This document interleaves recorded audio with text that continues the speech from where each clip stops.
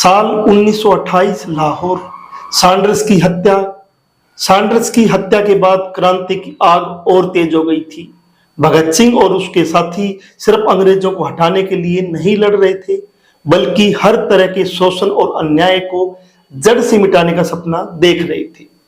उनके लिए आजादी सिर्फ राजनीतिक बदलाव नहीं था, बल्कि समाजवादी क्रांति थी। अपनी अंतिम किताब में भगत सिंह ने लिखा कि धर्म, पूंजी और जाति का गठजोड़ इस मुल्क के मजदूरों और किसानों को गुलाम बनाए रखेगा। उन्होंने चेतावनी दी कि धार्मिक कट्टरता आजादी की सबसे बड़ी दुश्मन होगी, लेकिन उसी दौर में हिंदू महासभा और राष्ट्रीय स्वयंसेवक संघ जैसे संगठन अंग्रेजों के खिलाफ लड़ने की बजाय धार्मिक नफरत फैलाने में लगे हुए थे। जब भगत सिंह को फांसी से बचाने के लिए देश भर में आंदोलन हो रहे थे, तब ये संगठन गायब थे। न तो वे जेल भरो आंदोलन में उतरे, न ही किसी हस्ताक्षर अभियान में दिखे, बल्कि ये अपने समर्थकों को रोक रहे थे ताकि कोई क्रांतिकारियों का समर्थन न करे। आजादी की लड़ाई हर धर्म के लोगों की साझी विरासत थी, लेकिन हिंदुत्ववादी गिरोह अंग्रेजों को दुश्मन मानने की बजाय आजादी के लिए लड़ने वालों के बीच धर्म के नाम पर दरार डालने का काम कर रहा था। उस दौर में दो मोर्चे साफ थे। एक तरफ भगत सिंह और उनके साथी थे जो भारत की असली आजादी के लिए लड़ रहे थे। दूसरी तरफ ये हिंदुत्ववादी गिरोह थे जो साझी विरासत को तोड़ने के लिए धार्मिक नफरत फैला रहे थे। मुल्क में उस समय आजादी के लिए संघर्ष करने वालों का एक मोर्चा था, दूसरा मोर्चा धार्मिक आधार पर फूट डालने वालों का था।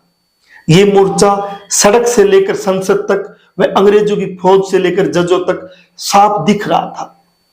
10 जुलाई 1929 लाहौर षड्यंत्र केस की शुरुआत होती है।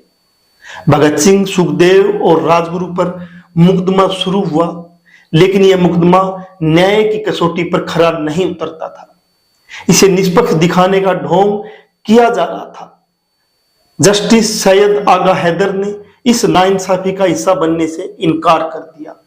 उन्होंने ब्रिटिश सरकार के इशारे पर चलने वाली न्यायपालिका में शामिल होने से इनकार कर दिया।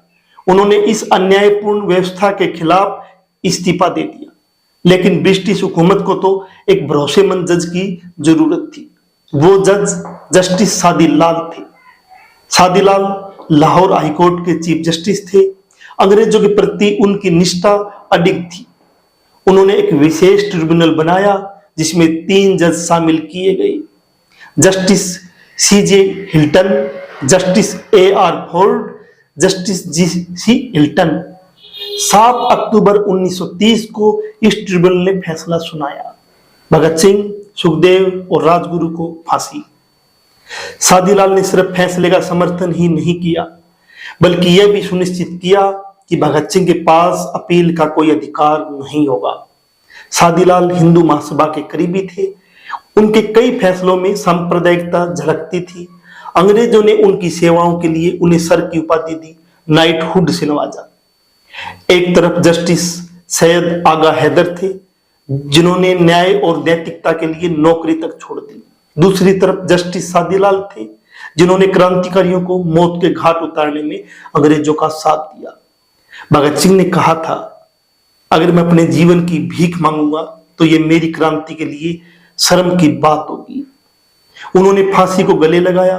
उन्होंने अंग्रेजों से दया की भीख नहीं मांगी, लेकिन हिंदू महासभा के नेता वीर सावरकर, उन्होंने जेल में बैठकर अंग्रेजों को माफीनामे लिखे। उन्होंने ब्रिटिश सरकार से वादा किया कि वे आजादी के आंदोलन से अलग रहेंगे और ब्रिटिश सरकार के प्रति वफादार रहेंगे। 1924 में वे जेल से बाहर आ गए और फिर क्या किया? फिर वही किया जो अंग्रेजों से वो वादा करके आए थे। वे ब्रिटिश सरकार से 60 रुपए महीना मदद लेने लग गए। भगत सिंह को फांसी मिली, सावरकर को अंग्रेजों की पेंशन मिली, जस्टिस आगा हैदर को नौकरी गंवानी पड़ी, जस्टिस सादीलाल को उपाधियां मिली। उस समय भी हिंदुत्ववादी गिरोह सत्ता की गोद में था, आज भी गोद में है। तब भी वे धार्मिक नफरत का खेल खेल रहे थे, आज भी वही कर रहे हैं। तब भी वे अंग्रेजों के इशारों पर फूट डाल रहे थे, आज भी सत्ता के इशारे पर फूट डाल रही है। जब भगत सिंह का विचार साम्राज्यवाद के खिलाफ लड़ रहा था, तब ये गिरोह हिंदू मुसलमानों में नफरत फैलाकर सत्ता के करीब पहुंचने की जोखिम में था। आज भी भगत सिंह का विचार किसानों, मजदूरों, आदिवासियों, महिलाओं के संघर्षों में जिंदा है। आज भी क्रूर सत्ता के खिलाफ लड़ाई जारी है, लेकिन भगत सिंह के विचारों से डरने वाले आज भी वही कर रहे हैं जो तब अंग्रेजों के लिए कर रहे थे। मस्जिदों के नीचे मंदिर ढूंढ रहे हैं, कब्रों के नाम पर धार्मिक उत्पात मचा रहे हैं। सवाल वही है, क्या भगत सिंह का विचार जिंदा रहेगा या सत्ता की गोद में बैठे ये लोग इतिहास को मिटा देंगे? लेकिन इतिहास मिटता नहीं, इतिहास लिखा जाता है और भगत सिंह का इतिहास क्रांतिकारी इतिहास है। क्रांति जिंदाबाद, इनकलाब जिंदाबाद।